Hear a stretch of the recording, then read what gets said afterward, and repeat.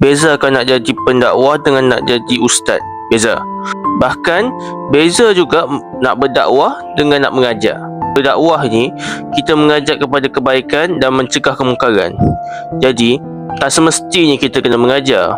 Sebab itu ana wujudkan satu gerakan pemuda dakwah, bukan ustaz. Kita ni pembahagi antara orang baru hijrah dan juga ustaz. Kita ni tengah-tengah, iaitu pembuka jalan untuk orang hijrah, pembuka jalan untuk orang ke masjid, dan pembuka jalan untuk orang minat pada agama. Sementara mengajar, buka kitab, pergi ceramah kat masjid, duk kuak-kuakam, itu kerja ustaz. Tapi kerja pemuda dakwah membuka jalan sahaja, jangan mengajar, jangan kuak hukum makam.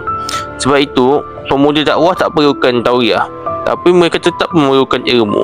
Jadi untuk pemuda dakwah, berdakwahlah saat mengaji, berdakwahlah sambil menuntut ilmu, dan berdakwahlah dengan hikmah.